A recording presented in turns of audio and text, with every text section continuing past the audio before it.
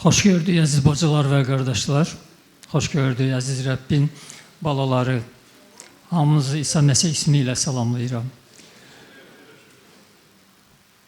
Göyün, yerin sahibi olan Rəbbimiz İsa Məsih istəyir ki, bu günləri sizin ocağınızda, sizin daxilinizdə onun sonsuz, intihasız məhəbbəti özünü tamlığı ilə göstərmiş olsun. O istəyir ki, ocaqlarınız, ailələriniz, məkanımız, toplantımız xeyir-dualı olsun. O istəyir ki, sizin arzularınız, istəkləriniz yalnız və yalnız ilk öncə onun izzəti üçün olsun. O istəyir ki, sizin aranızdakı münasibətlər hər bir bacı ilə qardaş arasında, ümumiyyətlə bütün insanlarla olan münasibətlərimiz onun kəlamı, sözü əsasında bilavasitə qurulmuş olsun. Bizim də bugünkü söhbətimiz məhz bu kəlam haqqında, məhz bu söz ətrafında olacaqdır. Və ona görə də ilk öncə gəlin adətimiz üzrə müqəddəs kitaba müraciət edək. Baxaq görək, bu ayələr vasitəsilə Tanrımız bizə bu günləri nəyi söyləmək, nəyi çatdırmaq istəyir. Gəlin birlikdə Yəhyanın İncili kitabını açaq, oradan 1-ci fəsildən, 1-ci ayədən 5-ci ayəyə kimi olan kəlamları birlikdə, amma diqqətlə nəzərdən keçirək. Başlanğıcda kəlam var idi, kəlam Allahla birlikdə idi, kəlam Allah idi. O, başlanğıcda Allahla birlikdə idi. Hər şey onun vasitəsilə yarandı və yaranan şeylərdən heç biri onsuz yaranmadı. Həyat onda idi və bu həyat insanların nuru idi. Bu, demək olar ki, bütün imanlılara bəlli olan bir fəsildir, bəlli olan ayələrdir. Bu ayələr ətrafında qardaşlarımız dəfələrlə vəzlər etmişlər və hərə öz ətrini, hərə öz hədiyyəsini, hərə öz sehirli tərəfini bu məzmuna, bu fəsilə hədiyyə etmişdir.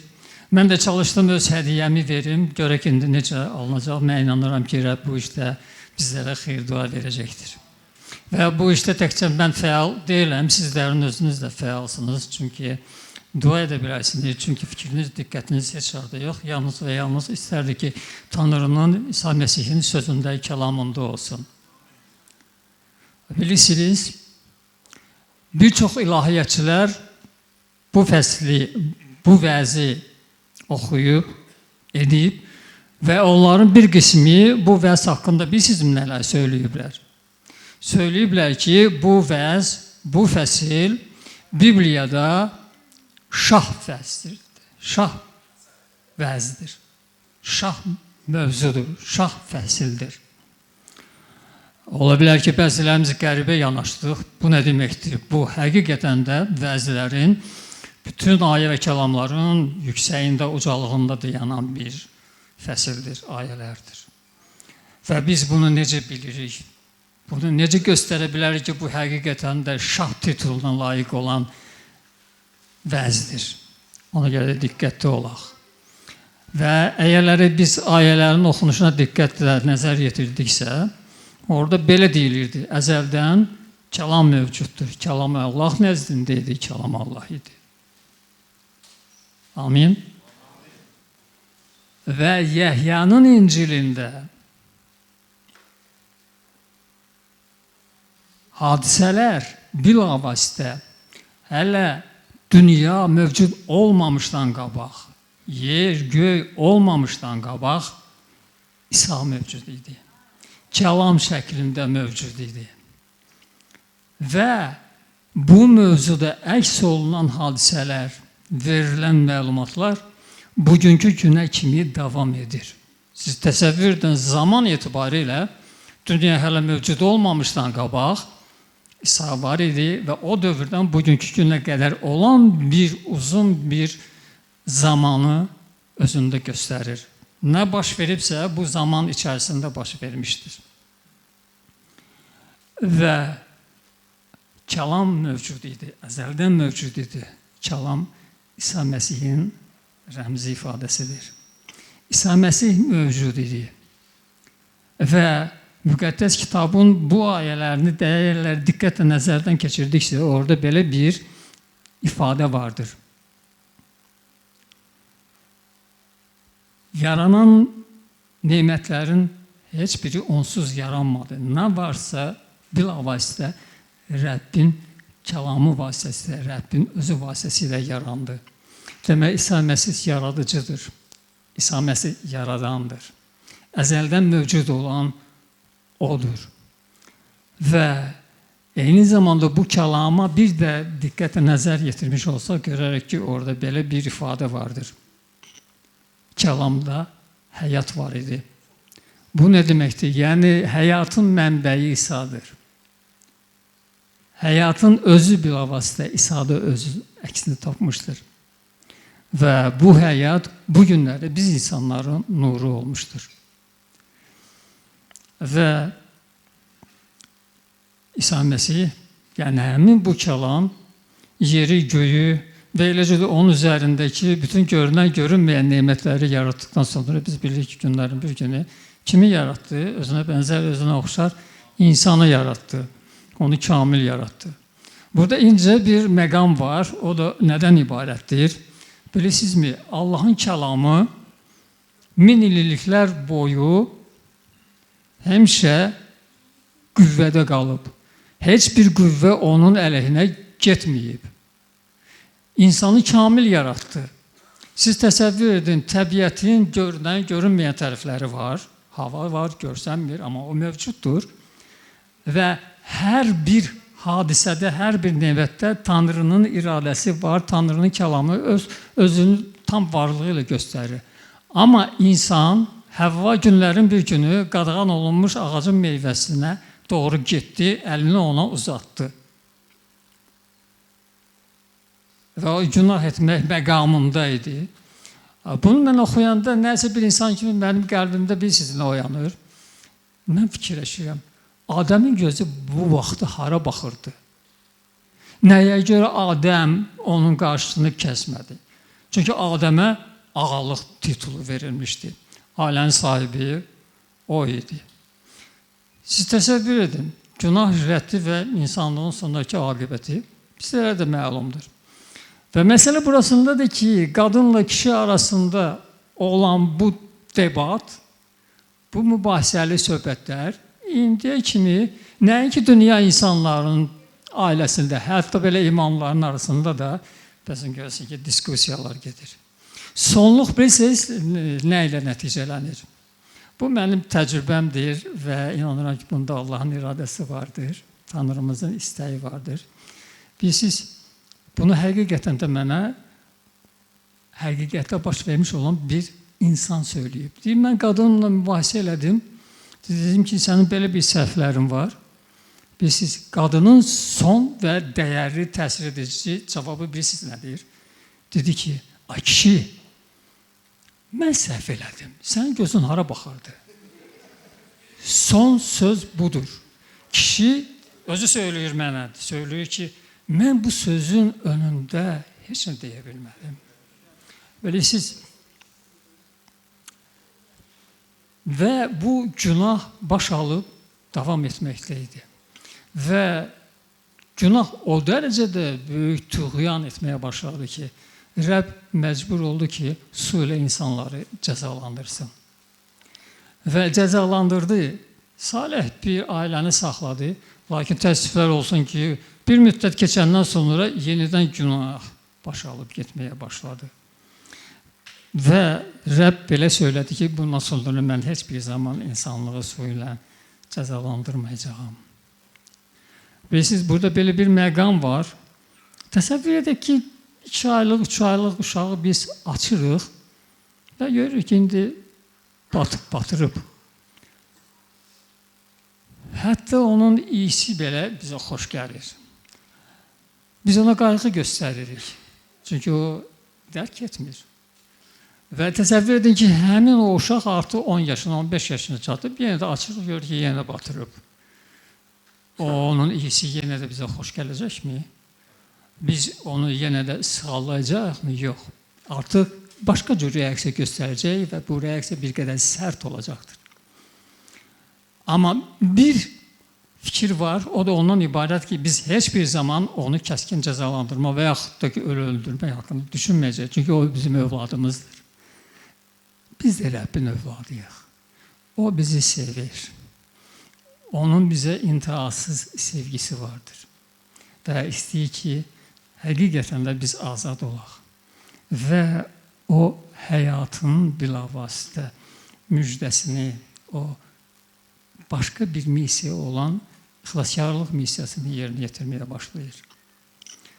Bilirsiniz, bu ümumiyyətlə danışdıqlarımız bilavasitə bu vəzin həqiqətən də şah vəz olması üçün çəkilən misallar idi və bunu ayə də təsdiq edir ki, bəli, bir anlıqda sizin özünüz də düşünün ki, mən nə üçün varam, mənim bilavasitə məqsədim, mənim vəzifəm, mənim arzum nədən ibarətdir bu dünyada? Və Rəbb bizi yaratmaqda məqsədi odur ki, biz onu layiqli təzdə izzət gətirə bilək.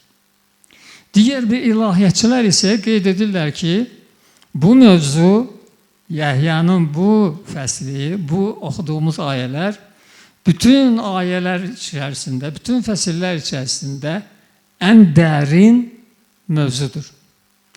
Bayaqki mövzu üfüqi istiqamətdədir, bu isə dərinlik istiqamətindədir. Soruşa bilərsiniz, bir anlığına maraqlana bilərsiniz, daxilınızda belə bir sual oyana bilər ki, yaxşı, bu dərinlik nə ilə bağlıdır? Gəlin bir anlığına Mattanın, Markın və eləcə də Lukanın İncilini sadəcə olaraq ötəri də olsa gözümüzün önündən keçirək. O kitablarda müjdə İsa Məsihin anadan olması ilə başlayır. Amma Yəhyanın İncilində isə belə deyilir, əzəldən kəlam mövcuddur. Sanki mübaliğəli şəkildə demiş olsaq, təsəvvür edin ki, Həvvari Yəhya xitabən Mattaya, Marka, Lukaya belə müraciət edir. Ey mənim Həvvari qardaşlarım, İsa əzəldən mövcuddur. Dünya olmamışdan qabaq o mövcuddur. Amin. Və biz burada görürük ki, həqiqətən İsa əzəldən mövcud olmuşdur. Və o yaratmaq, insanlara xilası bilavasitə göstərmək üçün günlərin bir günü o aramızda bədən formasında özünü göstərdi. Gəlin, Yəhya 1:14-ü birlikdə oxuyaq. Kəlam bəşər olub, lütf və həqiqətlə dolu olaraq aramızda məskən saldı. Biz də onun ehtişamını, atadan gələn vahid oğlunun ehtişamını gördük. Başqa bir ayədə, yəni Romalılar 10:17-də bu belə öz ifadəsini tapmışdır. Beləliklə, iman eşitməkdən, eşitməkdə Məsihin kəlamı vasitəsilə yaranır. Amin. Və Rəbbin sözünə iman vasitəsilə sizlər, bizlər demək olar ki, 180 dərəcə dəyişmişik. Dünyada yaşadığımız zaman etdiyimiz hərəkətlər, düşündüyümüz fikir və düşüncələr indi bizlərdə yoxdur. Kəlam canlıdır, kəlam təsirlidir. İsa Məsih hovuzun yanında sadəcə olaraq illərlə oturub xilasını, şəfasını tapmaq istəyənə sadəcə olaraq bir söz idi. Döşəyini götür, qalx get. Və həmin insan qalxdı, getdi. Onu qaldıran, ona şəfa verən nə oldu? Rəbbin kəlamı oldu. Kəlam bu dərəcədə güclü təsir etmək qüvvəsinə malikdir. Və eləcə də kora, və eləcə də ölmüş olan Lazərə sadəcə olaraq kəlam söylənildi və bu kəlam ilə onlar nə oldular? Şəfalarını tapdılar. Bir gün mən Sarı qardaşa vaxtilə belə bir sual ilə müraciət etdim. Dedim ki, bizlər tövbə etməmişdən qabaq bizim həyatımızın üzərində Rəbbin iradəsi var idimi? O da dedi ki, bəli, qardaş var idi. Sən hələ anabətində surət tapmamışdan qabaq artıq o səni tanımışdır. Və bu deyilən söz bizim hamımıza aiddir. Mən bunu nəyə görə qeyd edirəm? Ona görə qeyd edirəm ki, mənim həyatımda bu kəlam ilə bağlı kiçik bir şəhadətlik var. Sadəcə olaraq mən bunu sizlərlə bölüşmək istərdim. Deməli, mənim hardasa da 12-13 yaşım vardı. Bu Tofi Behramov stadionunun nəzdində orada futbol bölməsinə təzəcə yazılmışdım. Uşaq idim. Və futbolda elə bir idman növüdür ki, orada toqquşursan kimlərləsə tez-tez. Və toqquşduğum adamlardan biri də bu ərazinin adamlarından idi. Mən isə uzaqdan gəlirdim, heç kəsi tanımırdım, çəkinirdim. Gücüm, qüvvətim də o qədər çox deyildi. Danışmağı da bacarmırdım. Və həmin adam kobudluq elədi, məni itələdi. Burada nüfuz, avtoritet məsələsi var. Əgər mən onun cavabını verməsəydim, yəqin ki, mən də dəyərsiz, qiymətsiz, hörmətsiz bir uşağa çevriləcəkdim. Və mən də körtəbii olaraq onu itələdim. Ondan sonra o barmağı ilə mənə belə elədi. Sən indi məşqdən sonra gör, nə görəcəksən məndən. Mən də buraları tanımırdım. Bunlar buranın yerli əhalisi idi. Və mən fikirləşdim ki, indi mən bu çətin vəziyyətdən necə çıxacağam, onlar mənə nə edəcəklər və qorxaqlıq, tərəddüd hissləri məni özünə, ağuşuna alıb aparırdı. Və düşünürdüm ki, bəlkə gedim tezlik giyinim, sonra qaçım. Və gördüm ki, yox, bu ümumiyyətlə kişiyə məxsus olan bir əlamət deyil. Bu çox pis nəticələr verə bilər. Və bu fikirləri, düşüncələri daxilimdən keçirən zamanı arxamdan bir səs eşitdim. Bu bir Azərbaycanlı oğlan idi. Mənə dedi ki, qorxma, mən sənin arxanda dayanmışam. Bunu mən böyük həvəslə, ehtirasla qəbul etdim. Və inanırsınız, bu söz məni göylərə qaldırdı.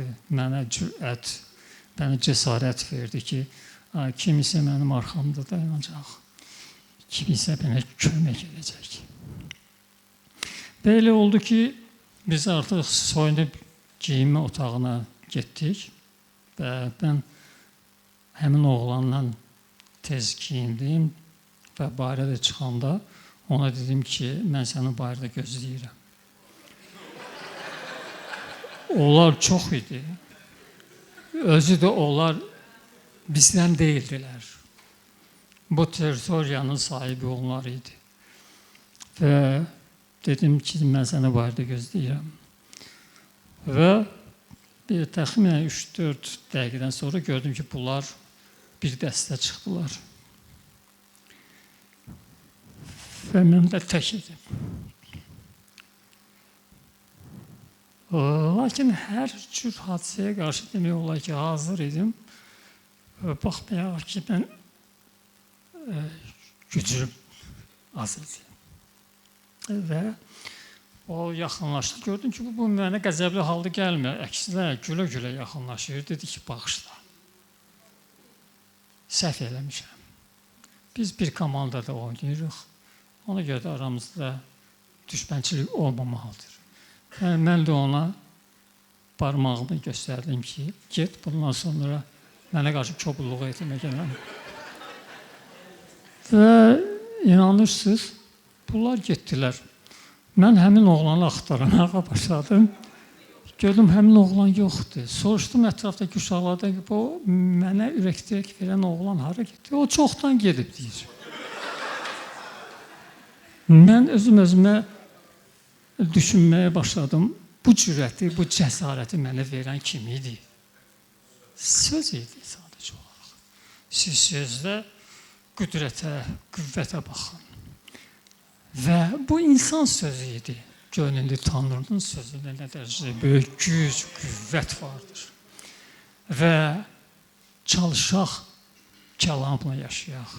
Çalışaq, qərarlarımız, addımlarımız kəlama, Tanrının sözünə görə olsun. Tanrı məni o oğlanın bəlkə də sözü ilə kömək etdi. Və bugün də Tanrı İsa sizlərə, bizlərə belə buyurur. Mən sizə heç bir zaman atmaram. Ana öz övladını atmış olsa belə, Mən sizləri heç bir zaman tərk etmərəm. Bu istiqamətdə, kəlamın bilavası istiqamətində xidmətinizə qoy, həmişə Rəbb xeyir dua versin. Amin.